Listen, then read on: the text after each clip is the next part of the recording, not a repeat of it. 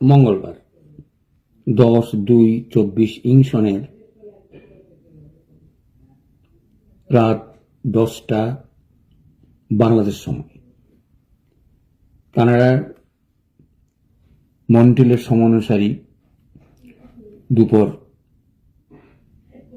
সকাল 11টা।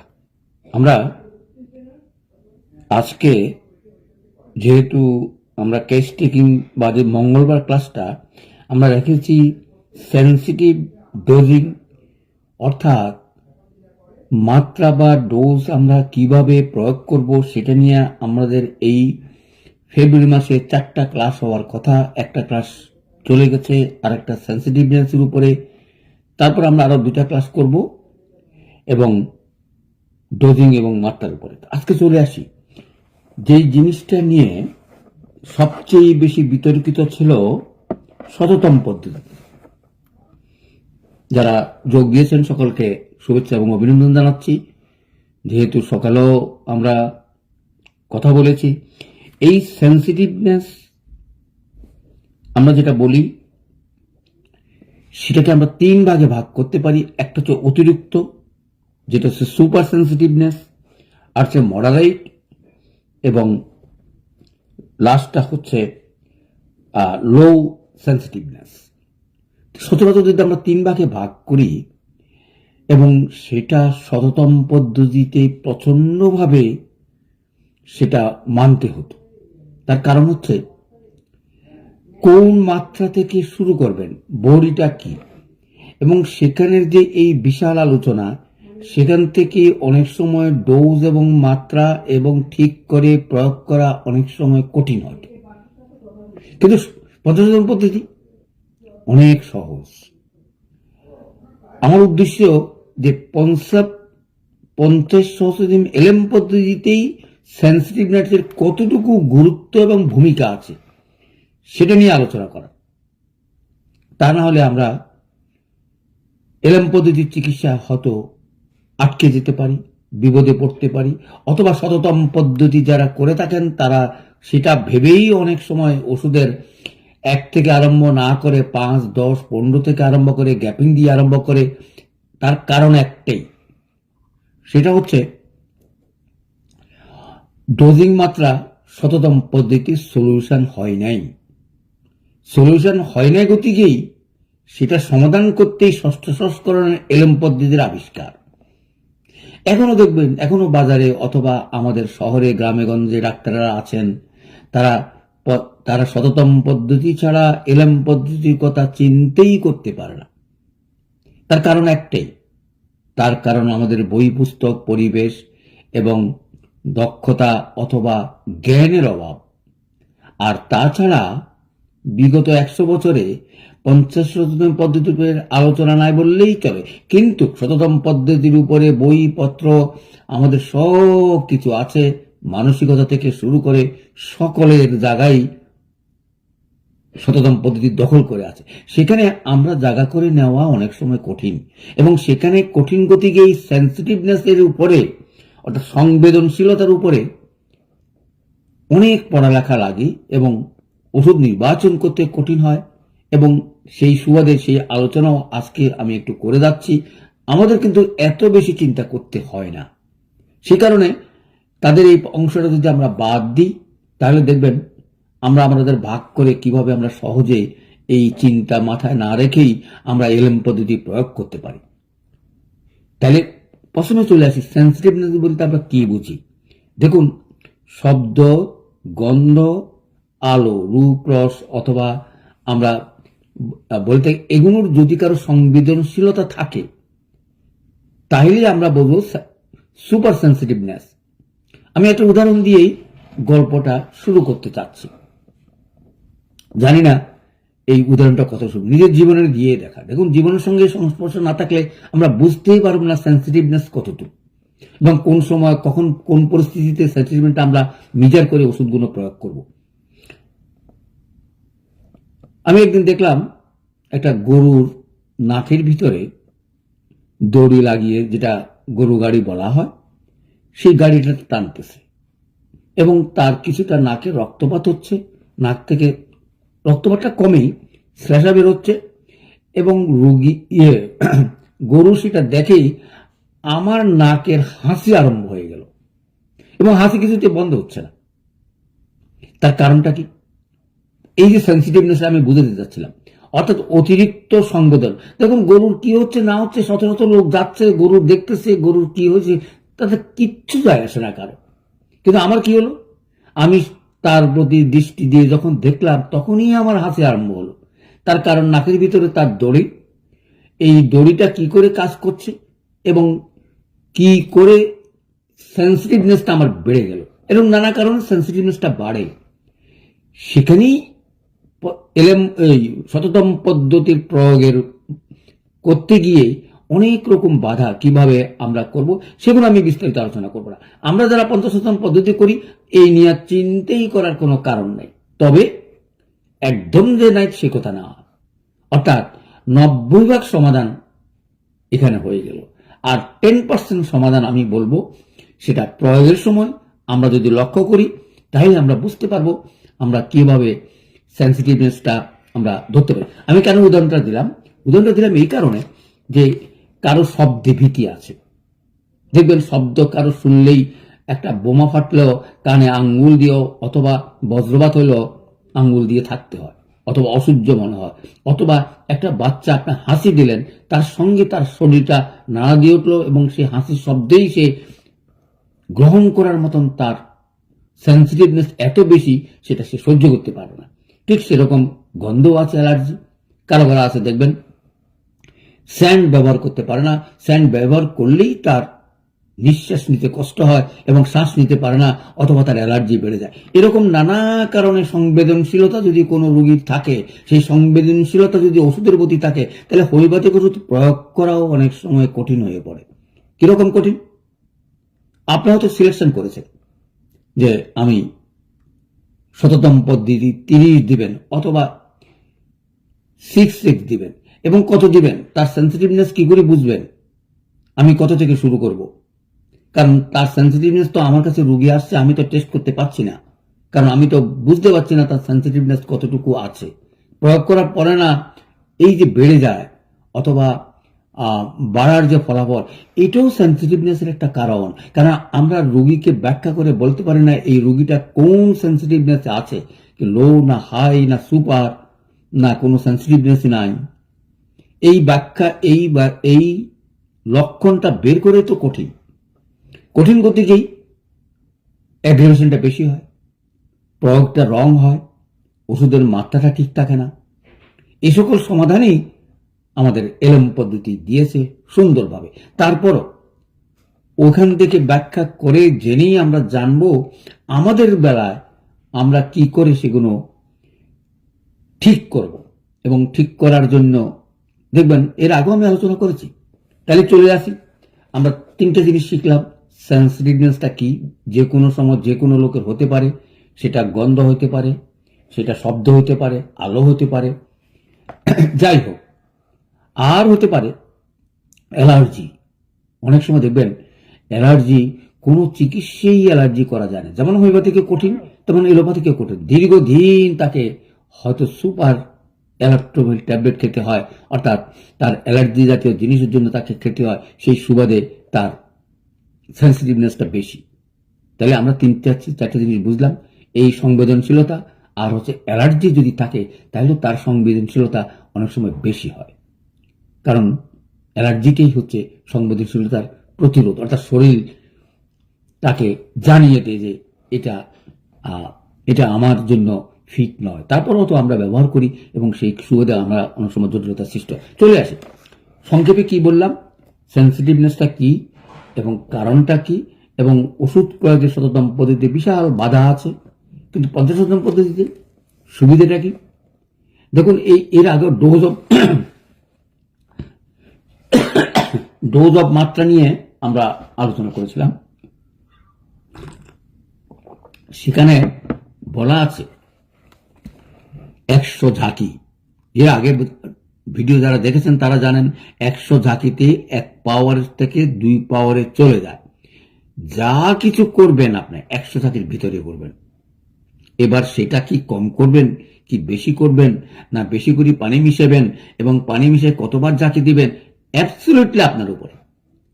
হয়তো আমরা একটা স্কেলে আমরা চলে গেছি, সেই কারণে আমরা 10 ঝাঁকি দিয়ে 8 ডাক করে ওষুধ দেওয়ার কথা বলছি। এই সেন্সিটিভনেসের ক্রিয়াও সেখানে শেষ। অর্থাৎ শতকরা 90 জন লোকেরই এখান থেকে আমাদের চিন্তা করার বিষয় আসে না। অর্থাৎ আমরা যারা 90 ডাক্তার হয়েছি অথবা ডাক্তারি করতে যাই, আপনারা এই সকল বিষয় নিয়ে বেশি চিন্তিত হয়ে ওষুধ প্রয়োগে কোনো রকমের বাধার সৃষ্টি করবেন না। হলে হবে, তাতে কিচ্ছু যায় আসে না। কিন্তু আপনার ভয় দিলেনই না, তাইলে তো আর প্রয়োগটা শিখতে পারবেন না। তাইলে আমরা কি বললাম, অর্থাৎ 50 শক্তি একটা শক্তি 100 ঝাঁকি দিয়ে দ্বিতীয় শক্তিতে চলে যায়। সেই কারণে আমরা 100 ঝাঁকির পর্যন্ত 8 ঝাঁকি দিয়ে 8.80 ঝাঁকি রাখলাম। তারপরে দিক হয়ে হতে বেশি হতে তার পরবর্তী মাত্রা হবে 100 ঝাঁকি থেকে। এই মাত্রার ভিতরেই আপনি কত দাগ করবেন, কতবার ঝাঁকি দিবেন এবং ঝাঁকি দেওয়ার সিস্টেমটাও কি আপনারা নিশ্চয়ই জানেন। আর সংবেদনশীলতাতে আমরা কি করি প্রয়োগ করব সেটাও আমাদের একটু আলোচনা করি। আজকে আলোচনাটা শেষ করব এবং চলে আসি। তাহলে দেখুন, আমি ক ঝাঁকি দিলাম, 8 ঝাঁকি, এবং 8 ঝাঁকি দিয়ে কি করলাম, 10 ঝাঁকি দিয়ে 8 মাত্রা করলাম। অর্থাৎ M1 পাওয়ারকে 8 ভাগ করে 10 ঝাঁকি দিয়ে 8.80 ঝাঁকলাম। পরবর্তী পাওয়ারটা M2 হবে, সেটা পরবর্তী 101 থেকে শুরু হবে। এখন প্রশ্ন আসছে, আপনি যে এই 100 ঝাঁকি দিলেন, আপনি যদি 16 দাগ করেন তাহলে 6 বার ঝাঁকি দেন। আপনি যদি 20 দাগ করেন তাহলে 5 ঝাঁকি দেন, 5 20 100। অর্থাৎ আপনি কত দাগ করবেন, কতটুকু ডাইলিউশন করবেন, কতটুকু কি করবেন, সেটা আপনার উপরে নির্ভর করে এবং ঝাঁকির উপরে নির্ভর করে। বলো স্যার এত কথা বললে তো আমরা শিখি, এই জন্য আপনাদেরকে সহজভাবে বলিয়ে দিয়েছি। ওইগুলো চিন্তা না করে আপনারা, আমি যেই সিস্টেমে গত 10 বছর 20 বছর একই সিস্টেমে করে আসছি, আপনারাও সেটা করেন। যদি কোনো রকমের পরিবর্তন দেখেন, তখন আপনি চিন্তা করবেন যে এটার সেন্সিটিভনেসের উপরে ভিত্তি করে আমি ওষুধ ডোজ কমাবো কি বাড়াবো। তারপর আমি সহজভাবে আরো বলার চেষ্টা করব, কারণ আমাদের কাছে আমার জীবনে বোধ এই এত রুগী দেখার পরেও আমার মনে হয় না 10 জনের এই সেন্সিটিভনেসের উপরে আমি দেখেছি। তো সেই সুবাদে আপনাদেরকে বলবো, অযথায় এগুলো ভেবে ওষুধ প্রয়োগে অযথা চিন্তা করবেন না। ওষুধ প্রয়োগ করবেন প্রয়োগের মতো না। তারপর আপনাদের হাতে যথেষ্ট ক্ষমতা আছে দেখে শুনে করার, অর্থাৎ অবজারভেশন করেই আপনি চিন্তা করবেন, তার আগে না। কারণ আপনি তো নির্বাচন করতে পারেন নাই তার শরীর কতটুকু সেন্সিটিভনেস আছে বা সে কোন পর্যায়ে আছে, সেটা কি সুপার সেন্সিটিভ না মিডিয়াম না কোনো একদম সংবেদনশীলতা লো নাই। যেটাই থাকুক না কেন, আপনার ডোজ হচ্ছে, মাত্রা হচ্ছে ওই যে 100 ঝাঁকির 8 দাগ 10 ঝাঁকি। একটা কমন কথা, আপনি কেউ 10 ঝাঁকি দে, কেউ 12 ঝাঁকি দে, আমরা এত কিছুতে যাব না। আমরা যাব আমরা একটা স্কেল ঠিক করার জন্য। তাইলে নিশ্চয়ই আপনারা বুঝতে পারছেন কত ঝাঁকি দিবেন কি দিবেন না আপনার উপরে নির্ভর করে আপনি আগামী দিনে ডাক্তারি করবেন। হতে পারে আমার ভুল ভ্রান্তি থাকতেই পারে, আমারটা হয়তো আমার জন্য প্রযোজ্য, আপনার জন্য প্রযোজ্য নাও হতে পারে। আপনি আরো অবজারভেশন করার ক্ষমতা আছে। আপনি দেখলেন যে না, আমি 16 দাগ করবো, আমি 696 আমি 6 বার ঝাঁকি দেবো, দিতেই পারে। তাতে করে যে কাজ কমাবে, কাজ করবে না তা কিন্তু নয়। আমি কেন করব না, কেন শিখাবো না, তাহলে তথ্য কথাটা আপনাদেরকে পরিষ্কার করে দিলাম। অর্থাৎ একমাত্রা ওষুধকে আপনি সুপার সেন্সিটিভনেস যদি প্রথম থেকে বুঝতে পারেন, তাহলে আপনি 2 ঝাঁকি 3 ঝাঁকি দিয়ে ওষুধটা প্রয়োগ করতে পারেন। কিভাবে? আপনি তো 100 ঝাঁকির উপরে আপনি 16 দাগ করেন অথবা 50 দাগ করেন। আমি এত বেশি কিছু যাচ্ছি না, আমি 20 দাগের কথা বললাম।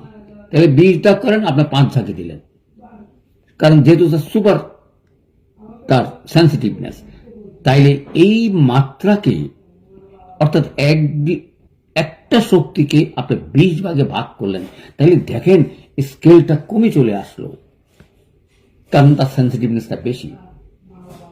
যত ঝাঁকি কম দিবেন 5 ঝাঁকি দিয়ে তার কাজ করবে, 2 ঝাঁকিতেও কাজ করতে পারে, 3 ঝাঁকিতেও তার বৃদ্ধি হতে পারে, মেবি সেটা যাই হোক। তাইলে এখন বুঝতে পারছেন, আপনি যখনই সেন্সিটিভ দেখবেন তখনই আপনি 10 দাগ, 12 দাগ, 15 দাগ, কত দাগ করবেন, কত ভাগ করবেন, কত ঝাঁকি দিবেন, সেটা আপনার উপরে নির্ভর করতেছে এবং সেন্সিটিভনেসের উপরে নির্ভর করতেছে। এটার জন্য এত পড়ালেখা করে এত মনোযোগ দেওয়ার দরকার নেই। যখনই সেন্সিটিভনেস দেখবেন তখনই আরো কয়েকটা কাজ করতে পারেন। দেখেন আপনার 8 দাগ করি, আমি এবার চলে আসি। 8 দাগ করে আপনি 1 দাগেই দেখলেন তার বেড়ে যাচ্ছে, অর্থাৎ তার সেন্সিটিভনেসটা বেশি, শরীরের প্রিয়তা বেশি, সুতরাং আপনি তাকে আমরা যেটা বলি ডাইলিউশন, অর্থাৎ গ্লাস ডাইলিউশন, 1 গ্লাসের থেকে 1 চামচ নিয়ে আরেক চামচ, এবার অনেক রকম প্রসেস আছে, নিশ্চয়ই আপনারা জানেন। আমরা 50 জন প্রতীক ব্যবহার করার সময় 10 বার ঝাঁকি দিয়ে আমি ক্যাপে যা আছে খেতে বলি, কিন্তু একজনের খাওয়ার পরে যদি বৃদ্ধি দেখেন, পরবর্তী কাপে আপনি পানি মিশিয়ে দিতে পারেন, 1 কাপ করতে পারেন, 1 গ্লাস করতে পারেন, দ্বিতীয় গ্লাস করতে পারেন, তৃতীয় গ্লাস করতে পারেন, অ্যাবসলিউটলি আপনাদের উপরে। এগুলো নিয়ে এত কিছু ভাবলে হয়তো আমরা অন্য চিন্তা কম করতে পারবো। গতিকে আপনাদেরকে বলবো, এত মাথা দিবেন না, এটি প্রয়োজনীয়তা নাই সে কথা বলবেন, নিশ্চয়ই প্রয়োজনীয়তা আছে, জ্ঞানের কোনো শেষ নেই। কারণ আমরা হবে শুরু করেছি পঞ্চশোধন পদ্ধতি, কাকে কোন মাত্রা দিয়ে সুন্দর ফলাফল, বা আপনি তো সুন্দর ফলাফল পেতেই পারেন। তাতে করে আমরা একটা জেনারেলাইজেশন করলাম যে যেভাবে আমি করছি আপনিও সেভাবে করতে পারেন। যদি দেখেন সেন্সিটিভনেস, তখন 1 কাপে পানি মিশিয়ে 1 চামচ খেতে বলতে পারেন, অথবা 1 গ্লাসে পানি মিশিয়ে 1 চামচ খেতে পারেন। বাকি পানিগুলো গায়ে অথবা যেই জায়গায় তার ব্যথা ব্যথা করে সেই জায়গাগুলো লাগাতে পারেন। অনেক সময় আমরা গলায় ব্যথা ব্যথা হলে সেই ওষুধ গলায় কুচিও করতে পারেন। আমরা যেটা বলি গরম গরম করা, সেটা আপনি আমাদের এই 50 দিয়ে পানি দিয়েও আপনি গলাটাকে ওয়াশ করতে পারেন। মনে রাখবেন, আমাদের ওষুধগুলো অত্যন্ত অত্যন্ত কার্যকর। সেই সুবাদে আমি আরেকটা কথা বলি, শেষ করি, কারণ তাইলে আপনার মাত্রা জ্ঞান আমাদের শেষ হয়ে গেল। কিভাবে আমরা আমাদের সেন্সিটিভনেসে 3 ভাগে ভাগ করে আমরা ওষুধগুলোকে ঝাঁকি দিয়েও বাড়াতে পারি, আবার ডাইলিউশন করেও বাড়াতে পারি, গ্লাসের পর গ্লাস দিয়ে, অথবা প্রথমে কাপ, তারপরে গ্লাস, তারপরে দ্বিতীয় গ্লাস করতে পারি। আমি মনে করি না খুব একটা প্রয়োজনীয়তা আছে, এটা জানার জন্য আছে ক্লাস। অর্থাৎ এই জিনিসটা আজ আপনারা শিখলেন, জানলেন এবং ঝাঁকুনির বৈশিষ্ট্য বুঝলেন, ডোজ এবং মাত্রা ঠিক করলেন, অর্থাৎ সেন্সিটিভনেস হলে আমরা কিভাবে প্রয়োগ করব। কি একটা কেস মনে পড়লো, ভুলিয়ে গেলাম। ঝাঁকুনি দিয়ে আমরা ডাইলিউশন করে আমরা এলএম পদ্ধতিকে প্রয়োগ করে কন্ট্রোল করার চেষ্টা করব। তাহলে এই যে সেন্সিটিভনেসের উপরে আমাদের যে আলোচনা, অর্থাৎ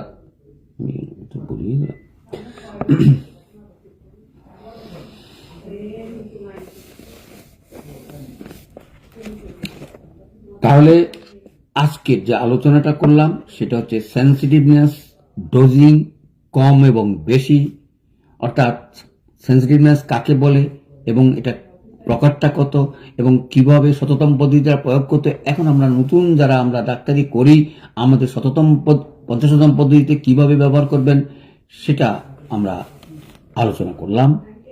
আজকে আশা করব এই সেন্সিটিভনেস সম্বন্ধে আপনাদের আর কোনো রকমের বক্তব্য বা কোনো ভুল ধারণা যেন না থাকে। শততম পদ্ধতি আপনারই আগামী দিনের ভবিষ্যৎ, এলএম পদ্ধতি নবযুগের নবতর শ্রমিক। সকলকে ধন্যবাদ।